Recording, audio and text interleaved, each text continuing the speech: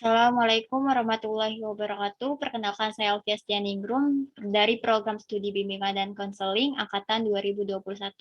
Yang saya hormati Ibu Wening Cahyawulan MPD selaku dosen pengampu pengantar teknologi dalam bimbingan dan konseling serta teman-teman yang saya banggakan.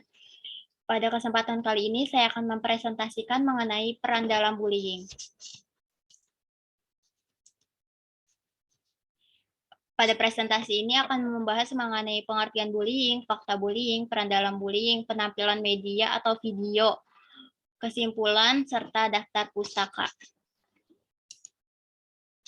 Pengertian bullying. Pada pengertian ini saya mengambil 3 pengertian yaitu dari American Psychiatric Association atau APA, Roland and Fallon, serta Juwita. Pada pengertian dari American Psychiatric Association mengemukakan bahwa bullying itu adalah sebuah tindakan yang dapat membahayakan dan merusak. Lalu bullying itu adalah sebuah kegiatan yang terjadi secara terus-menerus. Dan yang ketiga itu adalah bullying ada karena adanya ketidakseimbangan antara kekuatan-kekuatan yang ada.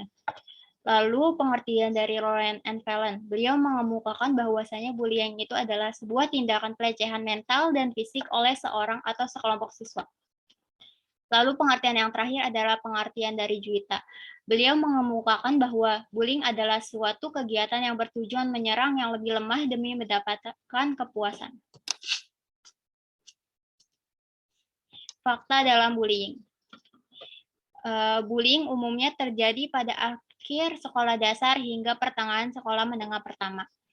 Lalu laki-laki lebih sering menjadi korban fisik bullying ketimbang perempuan. Lalu perempuan itu lebih sering mendapatkan verbal bullying. Yang ketiga adalah pelaku dan korban sulit melakukan penyesuaian. Yang keempat adalah pelaku bullying cenderung memiliki prestasi yang rendah. Dan yang terakhir adalah korban serta pelaku bullying cenderung mengalami isolasi sosial. Peran dalam bullying. Setidaknya terdapat 6 peran dalam kejadian bullying ini. Yang pertama itu ada bully atau pelaku, yang kedua itu ada victim atau korban, yang ketiga itu ada asisten atau orang yang membantu bully atau pelaku, yang keempat itu ada outsider adalah orang yang berada pada tempat kejadian bullying tersebut.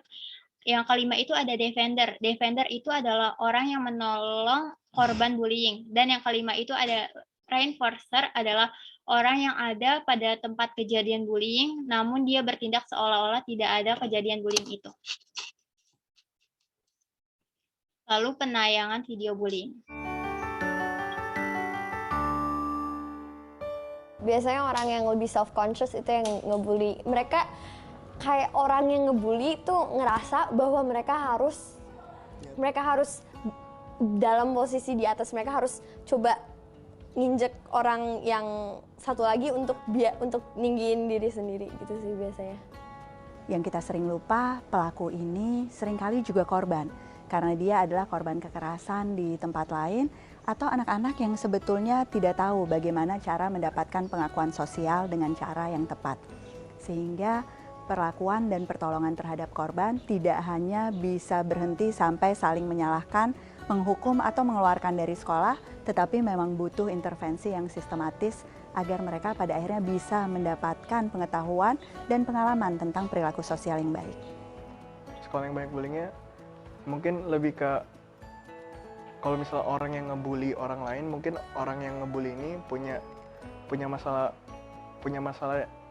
di luar sekolah yang mengakibatkan dia jadi punya personalitas yang kayak gitu, kayak punya karakter yang emang sukanya tuh ngejelek-jelekin orang, ngerendahin orang yang kayak gitu. Aku juga ngerasa kayak sekolah yang banyak bullyingnya tuh pasti sekolah yang ngebandingin dua orang gitu. Jadi kayak karena meningkatnya competition sesama murid-murid itu jadi kayak tumbuh rasa jealousy, tumbuh rasa pokoknya yang gak bagus, yang negatif-negatif gitu. Terus jadi ada banyak konflik, ada banyak instances of bullying sama ya. Jadi kayak misalnya ada ranking-ranking terus kayak Pendidikan terhadap saksi muncul dari budaya sekolah yang baik. Saksi bisa melakukan begitu banyak hal, membantu mengidentifikasi kasus konflik sebelum menjadi perundungan yang berbahaya. Saksi juga bisa membantu Lalu kesimpulan. Bullying adalah sebuah tindakan pelecehan yang dapat membahayakan secara fisik dan mental. Dalam bullying terdapat sebuah peran yaitu bully atau pelaku, victim atau korban, asisten, outsider, defender, atau penolong, serta reinforcer. Sekian video pemaparan mengenai peran dari bullying dari saya. Kurang lebihnya mohon maaf. Wassalamualaikum warahmatullahi wabarakatuh.